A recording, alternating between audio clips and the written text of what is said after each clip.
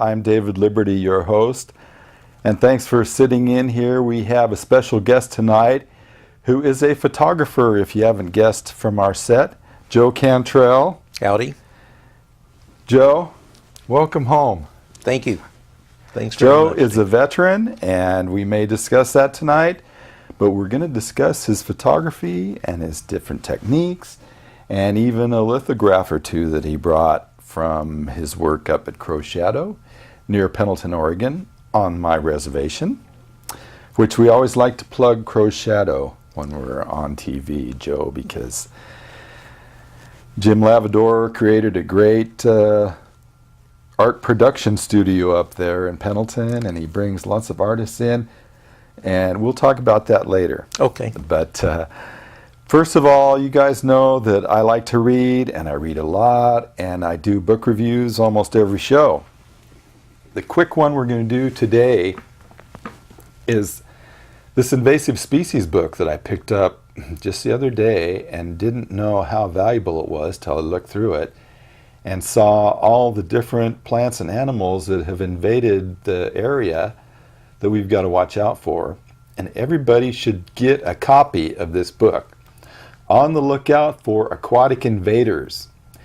And I believe if you inquire with Oregon Sea Grant, you can get this book for free, because I think that's how they distribute it.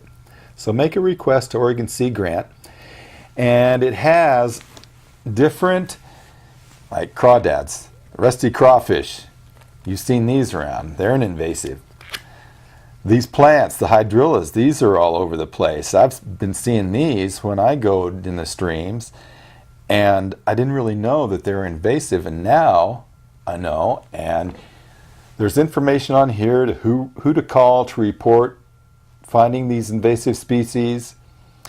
And you guys, I always do these books by native authors, but this one is so important for everybody to know about. We've got invasive species that are taking over our wetlands and taking over our native plants, our roots and traditional foods that we have up in the mountains. So it's almost everybody's job to find out about invasive species, and when you locate them, report them, or somehow pick them, get rid of them, and do your part to fight invasive species. That's my plug. And thank Oregon Sea Grant for putting this very valuable document out. And another announcement that I have before we get to our main event, the Portland All Nations Canoe Family, which I think we might have some information on the screen there, they're having an open paddle. They want everybody to come and join them for this event at Cathedral Park, which of course is under the St. John's Bridge. And that's where they usually put in their canoes. And show up, bring a life vest and a paddle, and you'll probably get a chance to go out and paddle with the Portland All Nations Canoe Family. There's a potluck meal at 1:30. You're asked to bring your own silverware and dishware and cup.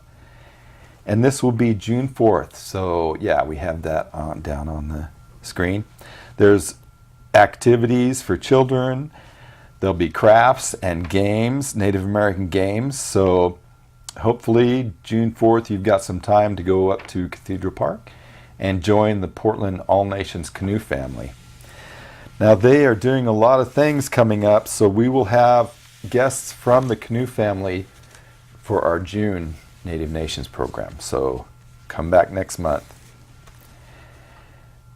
We'll wait on this one, Joe. Announce this later, but I want to get to our guest tonight, Joe Cantrell, who is a photographer. You have a studio? No, I'm a photojournalist. Work from your home? Yeah. I work from my kitchen. Kitchen? Yeah. Yeah? Yeah. Use my butcher block as a shooting stand. Very good. Well, it saves money. Saves money, and I live alone. Why not? Well, Joe, are you looking for a woman? No, I have a girlfriend. Good. I just live alone. She's neat and I'm not. I can relate to that. Yeah. Yeah. So, Joe, you're from the Cherokee tribe? Yeah, I was raised in Tahlequah, Oklahoma, the west end of the Trail of Tears, Yeah. in the western Ozarks, and left there in '68 to go to Vietnam, and never really moved back. Do you have any ties? Do you ever go back to see relatives or anything back there? Well, my sister's my only relative left back there, other, old high school friends, Yeah. but it's a long way back, Oh, yeah. and I've got plenty to do in Oregon, so Yeah. Well, how long have you been in Oregon? 31 years, Oh, yeah. in the Portland area? Yeah, I was a photojournalist in Asia for 16 years, and at the end of that time, I was pretty burnt out and came here to. I had a brother that lived in Portland, sister in Coos Bay, and I visited them, bought a used Toyota, and drove 9,000 miles around the country, and decided this was the best place. So this is where I dropped anchor. I can understand why you liked it here, Joe. Yeah. Well, how did you get interested in taking pictures? When I was 14, I was quite small, but I went out for football because that's what people did in my town. And one day of that was enough to convince me that that was not my calling. So I quit that, and that gave me 2 hours on my school schedule free. And the school counselor called me in and sent me to the darkroom in 1960. And so I became the school photographer at that point and continued that for 8 years, through high school and college and some postgraduate work. Yeah. And got infected with the real photography bug, the art and photojournalism. I was doing photojournalism anyhow, but it wasn't very exciting. We decided to do some exciting things. So, Did you get your degree? oh yeah, In what? English, history, and psychology. Liberal arts all the way. Liberal arts. Yeah, Yeah. me too. Yeah, Liberal arts. yeah, Anthropology. yeah, yeah. Well, good. You got your degree. You got out of school. Photojournalism in Southeast Asia sounds very interesting. Were you working for a particular magazine or independent? I freelanced, but I was with Black Star Agency back then, and shot for the New York Times and LA Times and Chicago Tribune and Washington Post and Time and Newsweek, and Whoever would buy your stuff? well, hundreds of different Wow. magazines and publications bought my stuff, but these were the ones who actually sent me out on assignment out into the hinterlands Yeah. or around Manila. Wow. And I, at that time, through most of those years, I was living with lower middle class Filipinos because I was trying to understand the world from their perspective. After Vietnam, I'd seen how these people who had nothing by our material standards were standing up to our full mechanical, technological strength.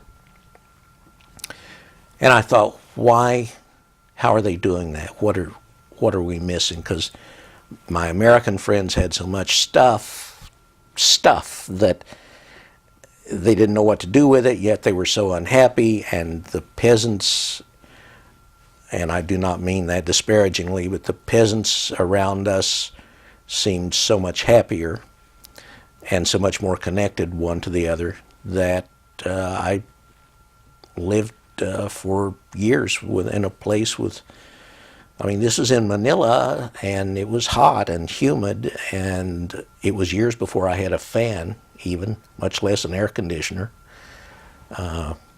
No refrigerator for years, slept on the floor on a pad, and it taught me a lot. I'll bet. But you were happy?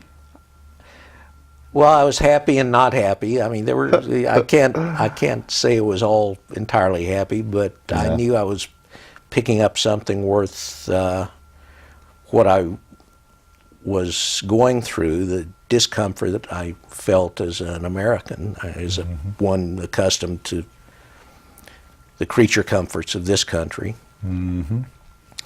So, yeah, by and large, I would think, I don't have a penny. I don't know what's happening here. It's nobody around me speaks English, and this really rocks. This is good stuff, because I was seeing things that were impossible in the world I was raised in. Yeah. And yet they were incorporated into everyday life. And how was that happening? I learned some of it. I was very fortunate. Yeah. Some of my most valuable lessons came when I was near destitute. Yeah. And had practically next to nothing, and thinking, well, what am I going to do now? Yeah. And that's when I really would take steps and act and make decisions and get going again. It removes a lot of the distractions that we survive among now, even more so. Oh, yeah. With phones that chase us everywhere and the internet and all that stuff. Well, this is one way that you can connect with the past, is with this nice camera you've got right here, Joe. Yeah. I think we should mention it, or can we get it in the field of view there, Jim? There we go. There you Tell go. us all about that beauty. This is an 8x10 view camera. I used it extensively. I don't use it as much now. Not that I wouldn't, but it's awfully hard to find a place to process film. Yeah. And with my upbringing, I want to process my own film. Can you spin it a little just to give us a Sure. fuller view? And when Turn was it this around. made? This was probably made in the 50s. And I don't know where it was made. There is no badge on it. It may have been made in India. I don't know. Let's see the back. Okay. Keep going. Oh, yeah, there you go. This is the viewfinder. This is the viewfinder. You throw the cloth over your head and focus through here, and then put the film down in here and pull the dark slide and cock the shutter and set the exposure, and off you go. Yeah, that is great. And this camera made that picture there of Rick Bartow. That's Rick. That's Rick. May he rest in peace. We just lost Rick Bartow this year, last year. April 2nd of last year. Yeah. Wow, it's been over a year since he's gone. Yeah. Jeez. Yeah. Well, that is great. I'm surprised that there's no identifiable markings on a camera like that. You would think the manufacturer would want to proudly put his name or stamp or something on that camera. Deerdorf did. This is no Deerdorf, but it works just fine and has never failed me. And I sort of love it for being a mutt. Yeah, that's right. Yeah.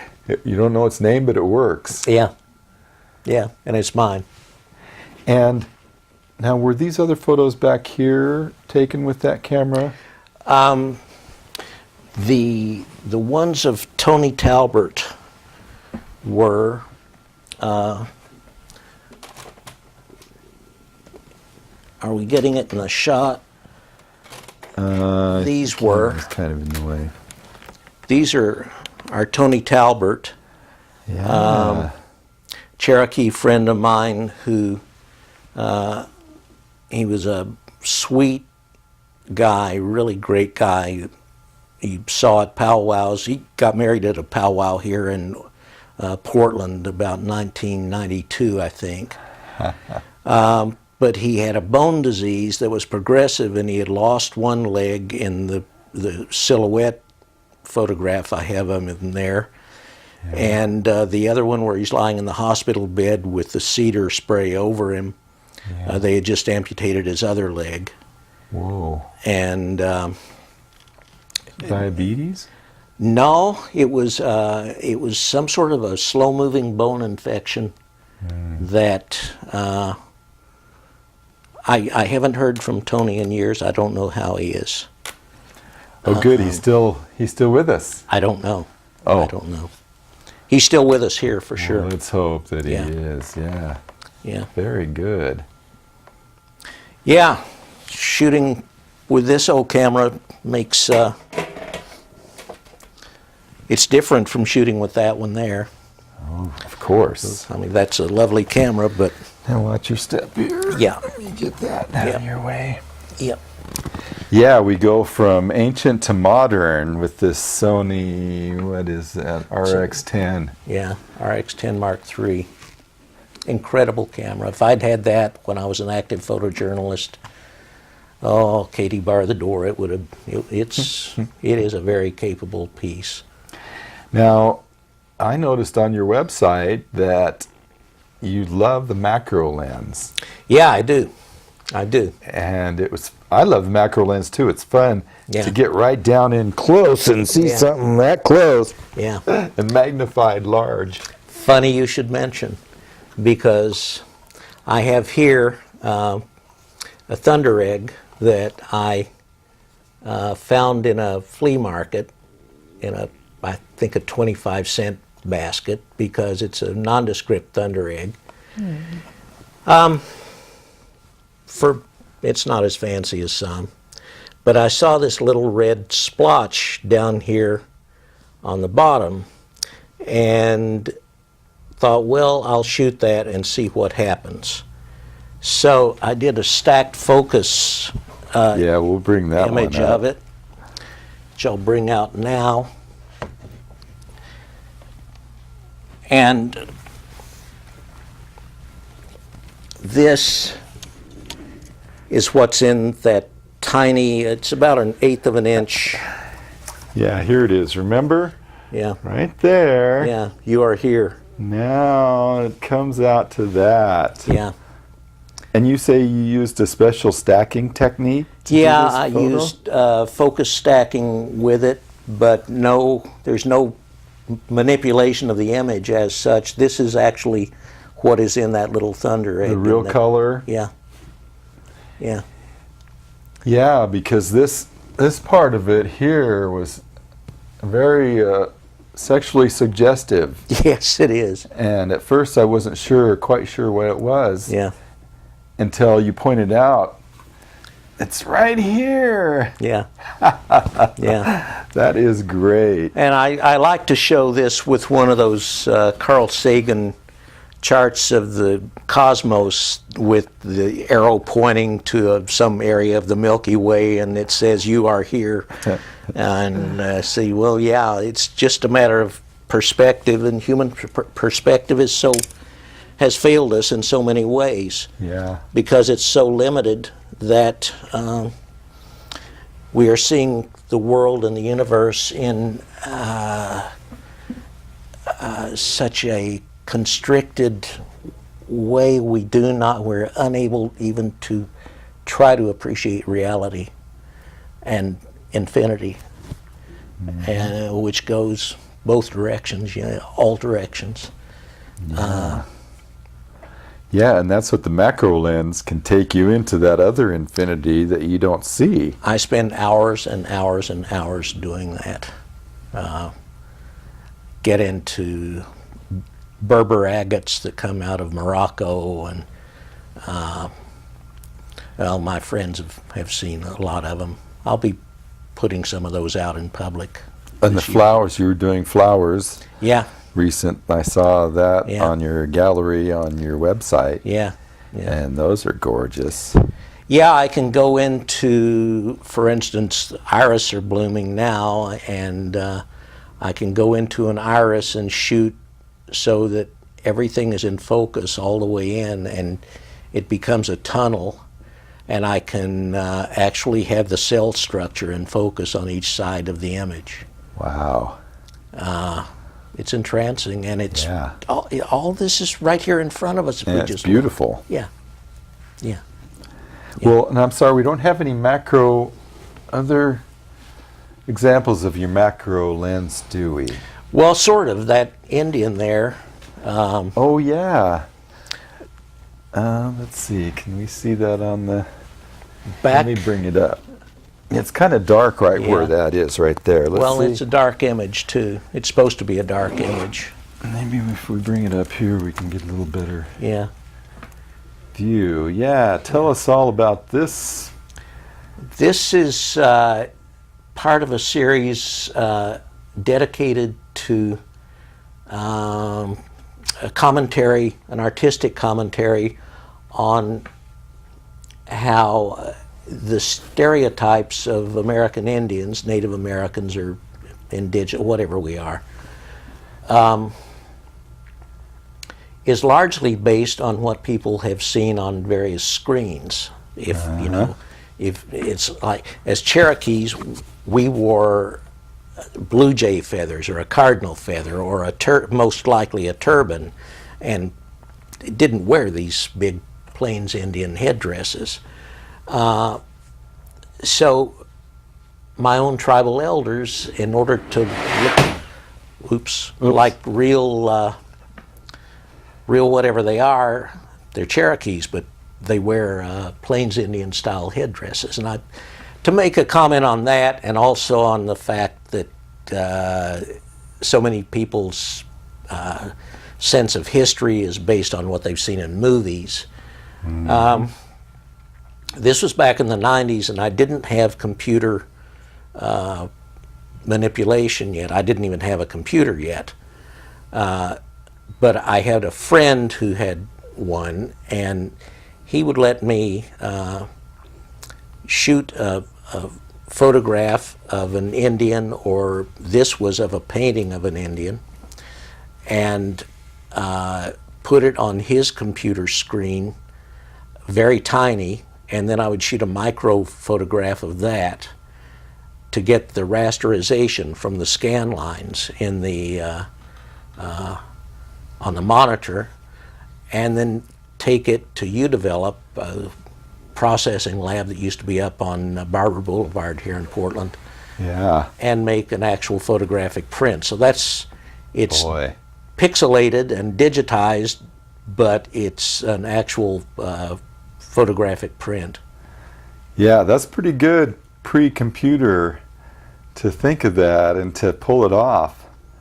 I would have never guessed it was actually on a TV screen. Yeah. And it was a micro picture. Yeah. I mean, was it a half-inch tall in the screen? It was about an inch tall. Inch tall in the screen? And the monitor at that time was, it was not a high-definition monitor, so it pixelated it pretty good.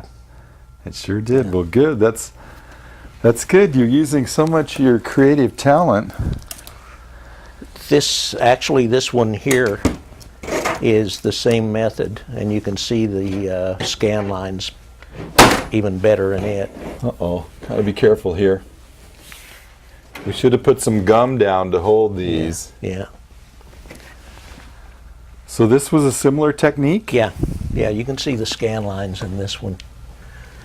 This is one of the, back in the 20s and 30s, people would collect a lot of arrowheads and spearheads and mount them on a piece of plywood. Mm-hmm. And I photographed one of those, owned by an antique dealer friend, and used the same method on it. I made it a little bit larger on the monitor because the detail in it is much finer, and then photographed it, and this is another photographic print out of Udevelop. Back when we used to go in and print color, imagine that. So you drew this? No, this was someone years ago had taken arrowheads and spearheads and mounted them on this board. Okay, so those are spearheads. Yeah. The little white. Yeah. Okay. Yeah. Now I get it. Yeah. Yeah, it distorted them enough to where they look a lot more like feathers than they do spearheads. Well, I wanted to abstract it, and I guess it did. You can certainly pick up the grain of the plywood it was mounted on. Uh-huh. But yeah, that's it. Well, good. Now, you've got several different techniques here, and we also brought some lithographs.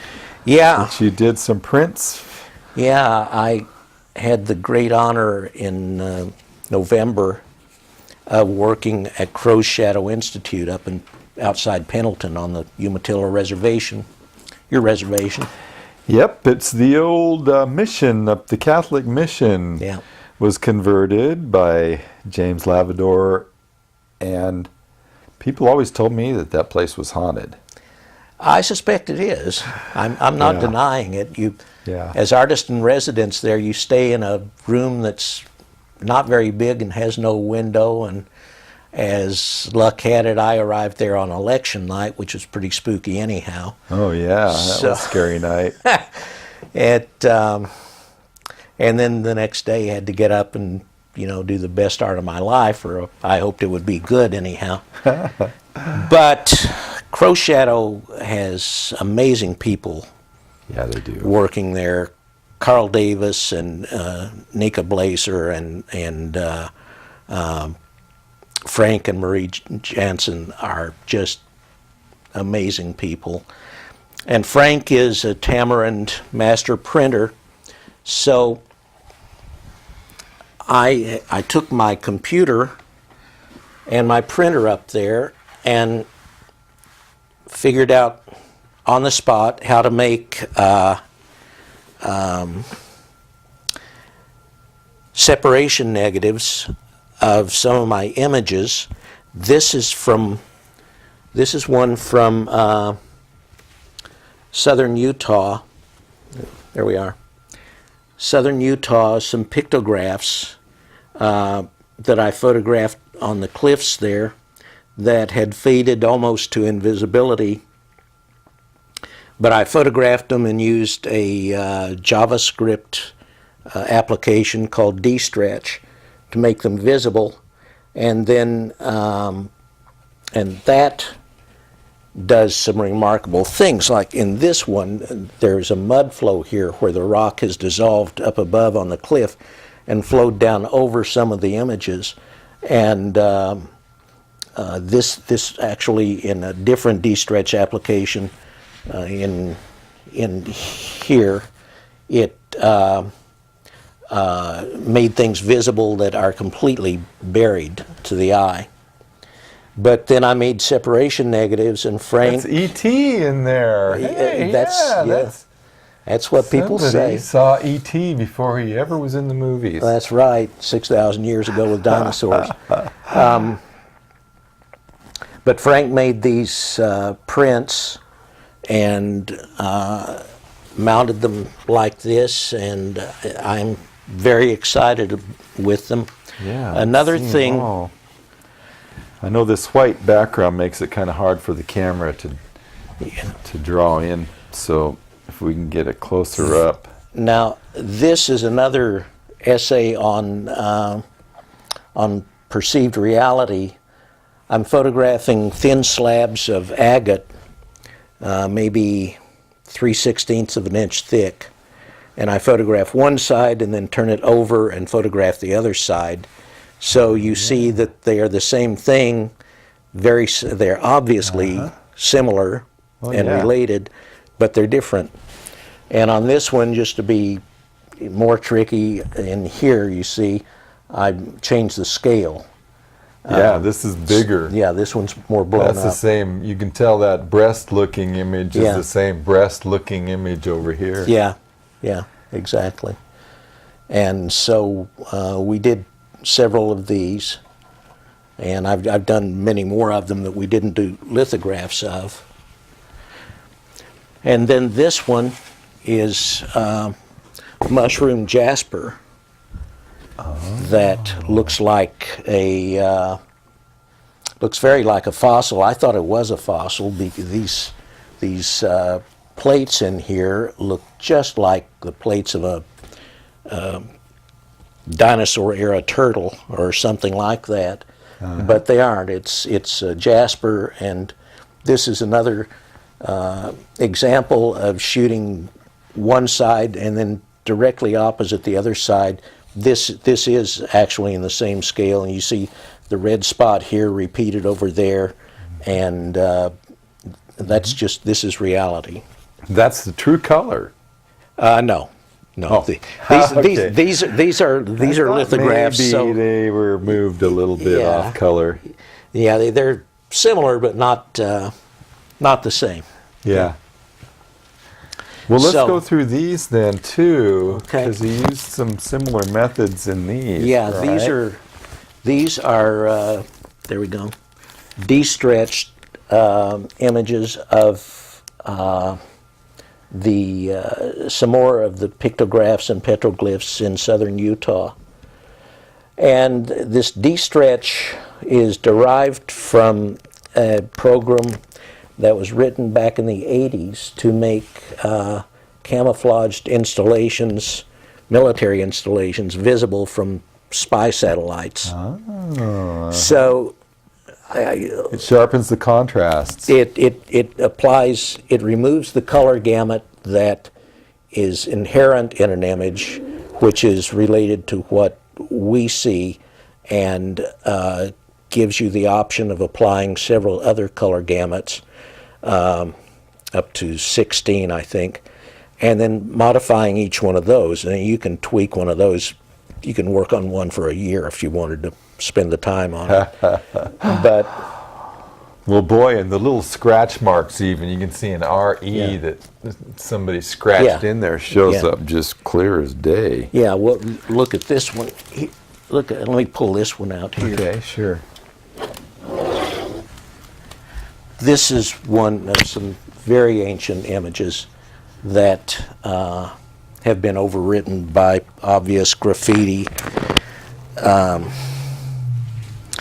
And this is, again, is de-stretched. This is how much the color gamuts will change. I could have made this in that orange and blue of the last image, or this one it came out white. And good green in there too. Good green and those magentas, but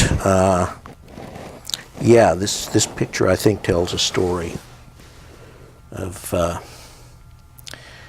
not only the ancient ones. I'm trying, I do this stuff with great reverence.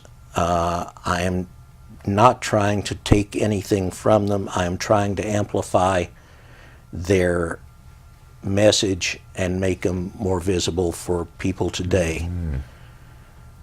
Because we have plenty to learn from the old ones.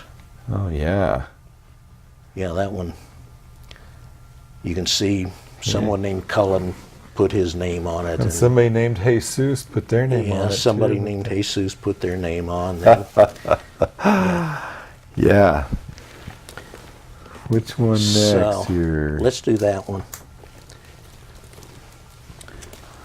Here's another image from southern Utah, and de-stretch. Wow. Yeah. Now- Snakes, I mean, Those are snakes, you think? yeah. The point that I try to hold very important in these is that we don't know how those people perceived the world around them. We have no common reference to go back to. So we look at them and think, well, that one looks like he has a television for a head. No, that was not why he had that. And what did the snakes? We think these Yeah. are snakes in here. Yeah, maybe. Almost certainly they are, because often you can see them biting or see their forked tongue. If it hadn't been for somebody shooting with their gun right there, that's a bullet hole. Here's another Yep. bullet mark there. Those are Yeah. real common in Yeah. petroglyphs. Yeah. Yeah, lots of petroglyphs have had their faces and hearts and crotches shot out Yeah, for fun. by the dominant culture. There's a couple bullet marks Yeah. right there, right? Yeah, here are a couple more bullet holes here, and there's one. And the guy who did that, I'm sure, is long dead, but his vandalism lives after him. Well, that's kind of an iconic figure in a lot of the southern Utah petroglyphs. Yeah. You see these Yeah. tall, slender, like, do you know how tall that figure would have been Well, on the wall? Do This you know? the bullet holes here are probably 45, so that's probably about a 5/8 inch hole. So Yeah, that's a reference. yeah, Do the math. yeah, yeah, Yeah, that's great. yeah. Boy. Okay, one more. Okay. This is another one from the same cliff. And this one is even, to me, even more spiritual. I find an important relationship between the geological formation and the figures that are put on it. There is definitely an artistic interaction between them. Emerging. Yeah, yeah. And so there'll be a big swoop down across like this, and then as the swoop opens up, these figures, like the earth is giving birth to them. On one of the cliffs that I've shot a couple of times, there are actually dinosaur bones eroding out of the cliff itself, which, although we don't know anything else about, or very little else about how the people back then lived, we know they would have been very familiar with bones. And very likely they would have, even I can recognize, that's a tibia coming out of the cliff. So I suspect that some of these spirits, or whatever they are, were put there to be in direct relationship with the bones of the earth eroding out. Maybe they thought that was a Earth's burial ground. Who knows? Yeah. Who knows? Yeah. Well, a friend of mine who I was telling you about earlier, a guy named Russell Meisenheimer, he goes by Drew, but his first name is Dwight, but he's always been known as Russell. And he wrote a book on Native American rock art, Interpreting Native American Rock Art, is what he wrote. And he does a good job of covering all his bases. Yeah. Because you cannot say with any real certainty what they mean. No. But he kind of gathered together all the conjecture and what people are saying about him. And so it was like he never formulated a final opinion what they were. It just said, it could be, it could be, it could be. Every chapter could be this, could be that. And it could be something that he has never dreamt of and never would. Yeah. Because we just don't know. No. And isn't that wonderful? Oh, yeah.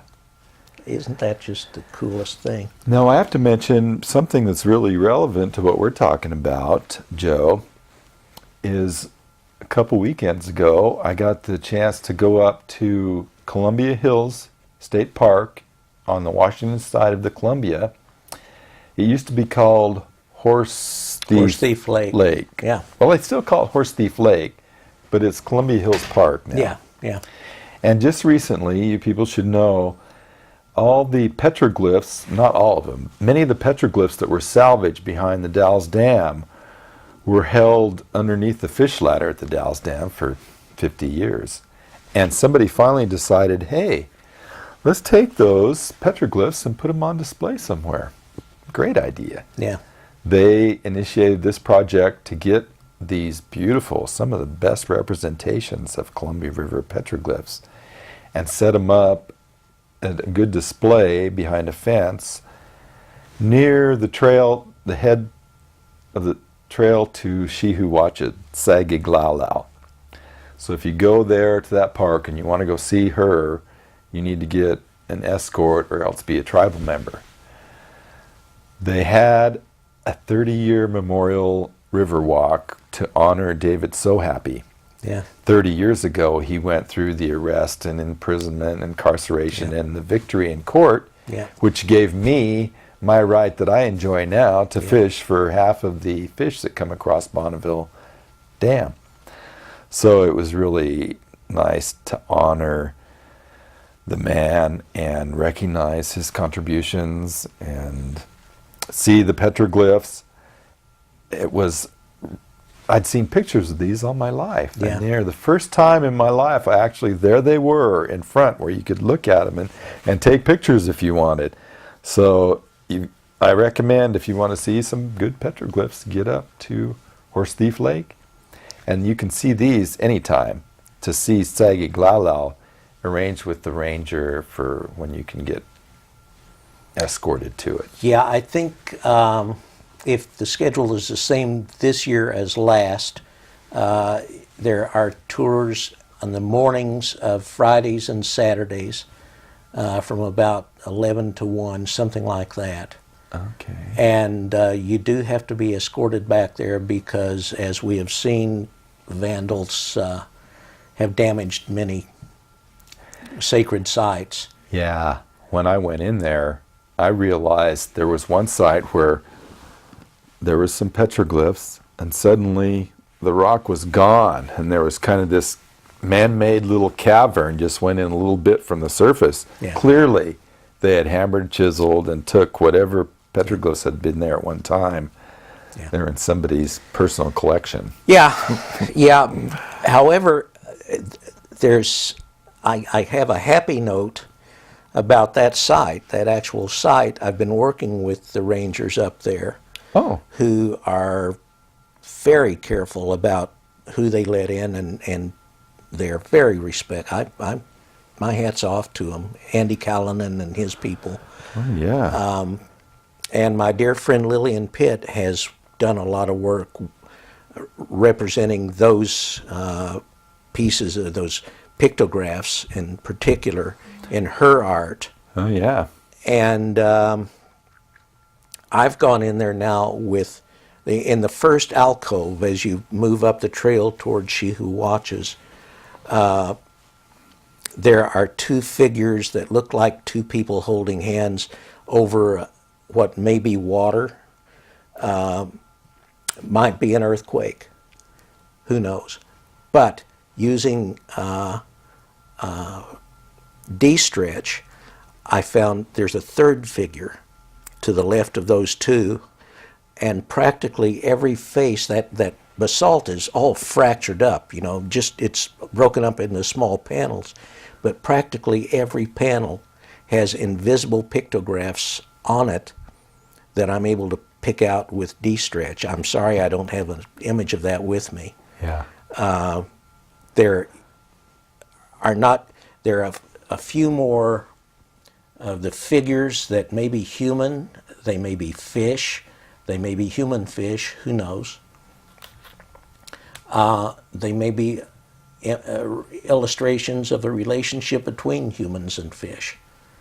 Because your salmon are you, and we are the earth, and this is one of my persistent themes, that we're all the same stardust, and the sooner we figure that out, the better chance we have of surviving. Because the stardust is going to continue. It's if our forms are going to be able to continue. That's the question. Excuse me.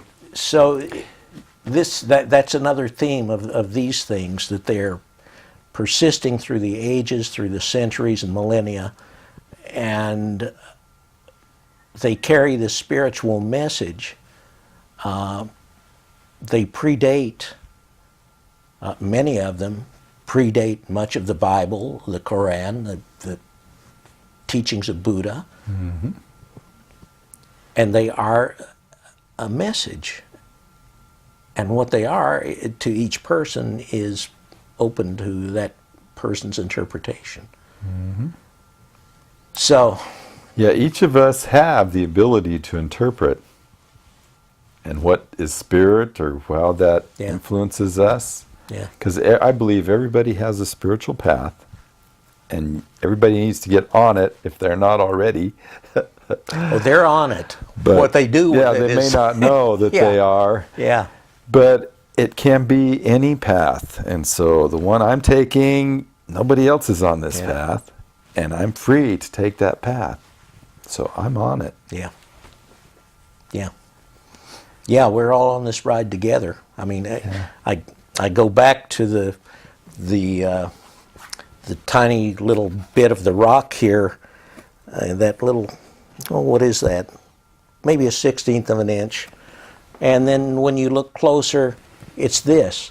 And when you're thinking about a cosmic scale, it's all virtually the same size as the entire planet, or a sliver of a fingernail. Well, I've said that before on this show. The structure of the cell, the structure and function of the cell, the tiny little cell, is similar to the structure and function of the entire planet. Yeah. The Earth, as a cell, is similar to little tiny cells, that billions in our bodies, Yeah. which we share with other animals. The cell structure is shared. The plants have cells. The trees have cells that aren't that far off, the same cells that we have in our bodies. Well, and look at this sexy rock. I mean, not to push this, but my goodness. Yeah. Yeah. I'm not sure I could have hung this picture up in 1960s Oklahoma. That's right. Would have had a protest march against it. Yeah, or I would have been burned at the stake. Let me talk about this image here about Rick. Yeah, please. Rick Bartow, most people will know his name, but he was a genius. There's no doubt of that, I think. Yeah. Musician, Artist in many different media, sculptor. He carved the totems that are in front of the National Museum of the American Indian in D.C. And he was a Vietnam veteran, and we shared that. Wow. And so back in the early 90s, he invited me to his place outside Newport, down in South Beach, where he had this regalia that he had carved. Everything in this regalia either came from Vietnam with him or came off his ancestral land here in Oregon. So that's his ceremonial garb. Yeah, but only for this. He didn't wear this, as far as I know, to a powwow or anything like that. This was deep. Yeah.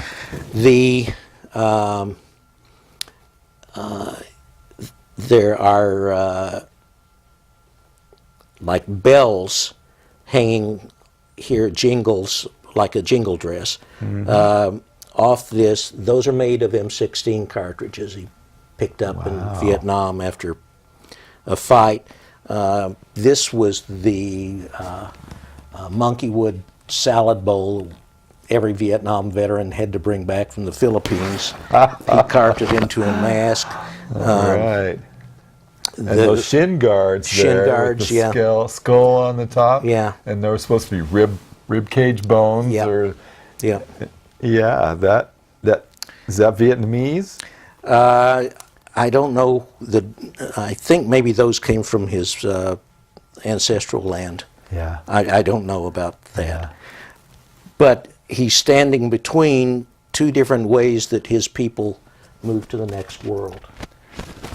Wow. One by climbing a curved ladder into the clouds, and the other, this abstracted fish trap representing the way they move through the sea to the next world. And he's got something in his hand. Is that a fan? It was a rattle. A rattle? Yeah, made from shells. Oh. And he was, as I was doing this, he was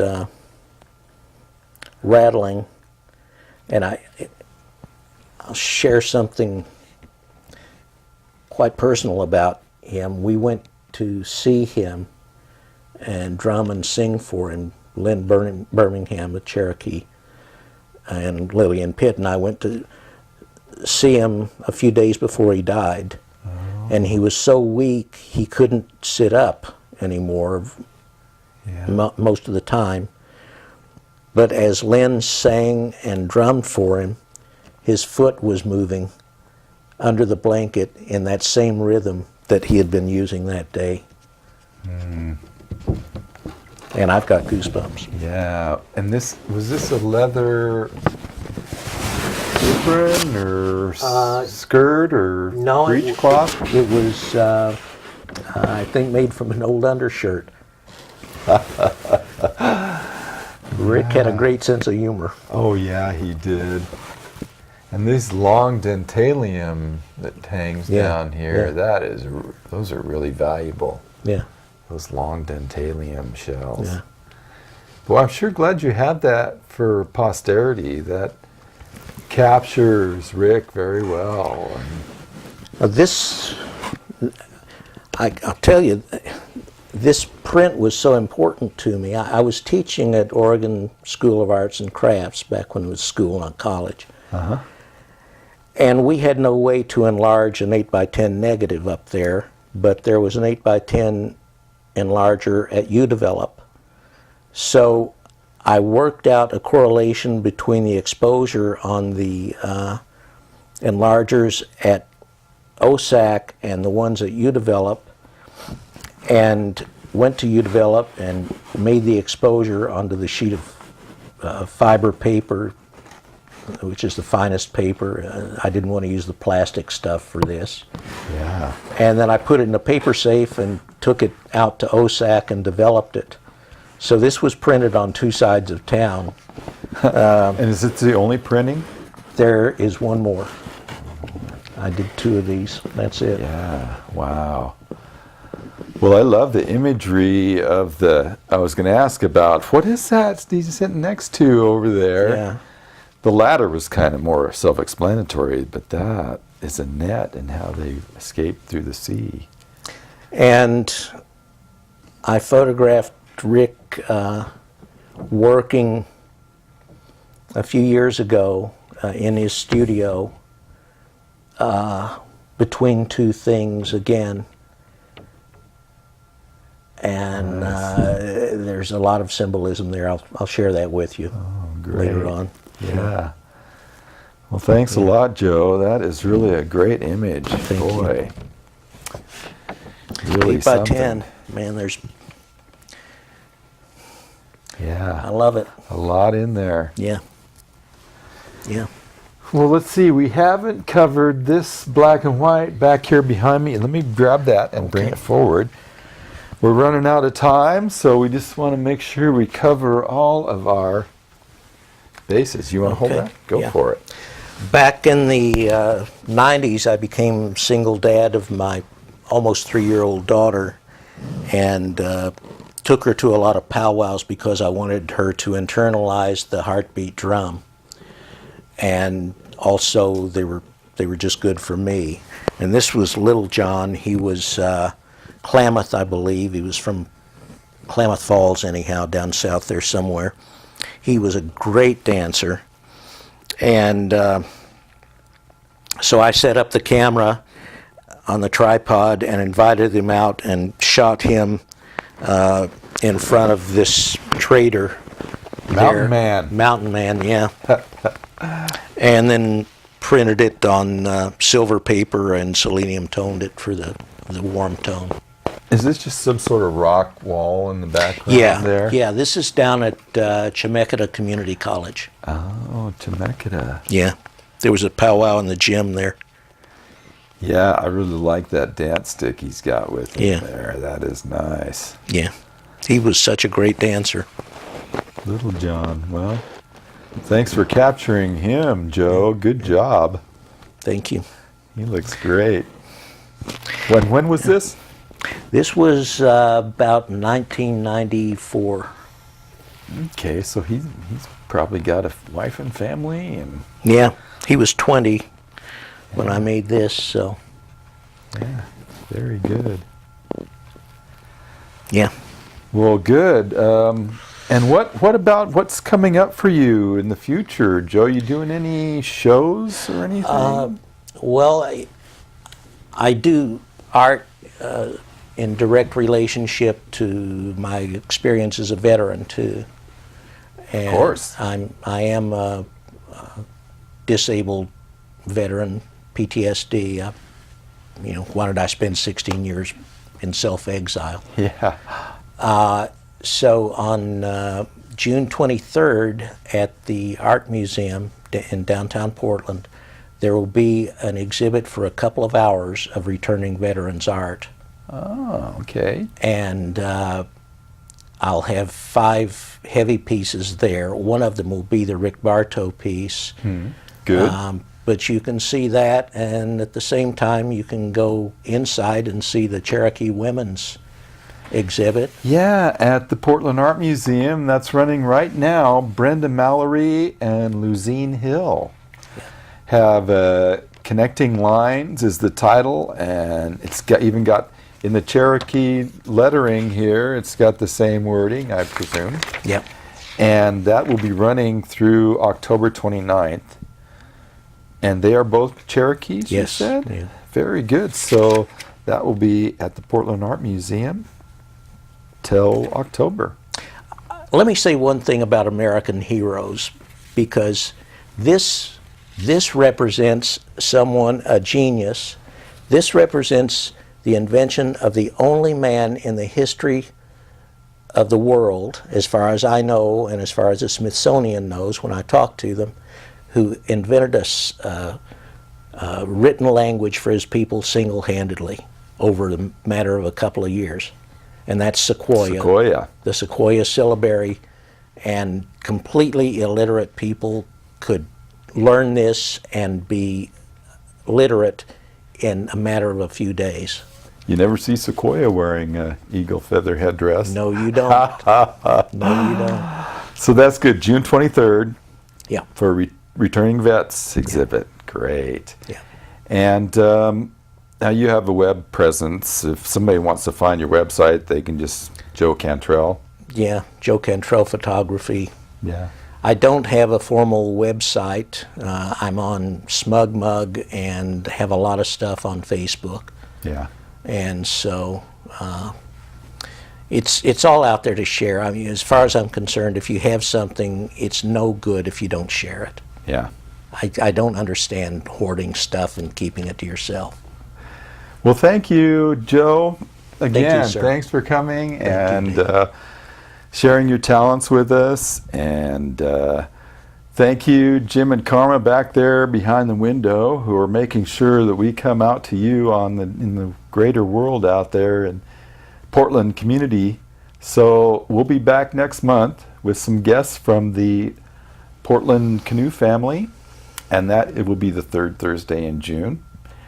So thank you very much for watching, and if you're looking to volunteer at Metro East, we could use some extra staff for the Native Nations TV program. So please consider coming down to Metro East, 8th and Cleveland and Gresham. By the way, I should thank Metro East too for providing us this forum tonight. Yeah. So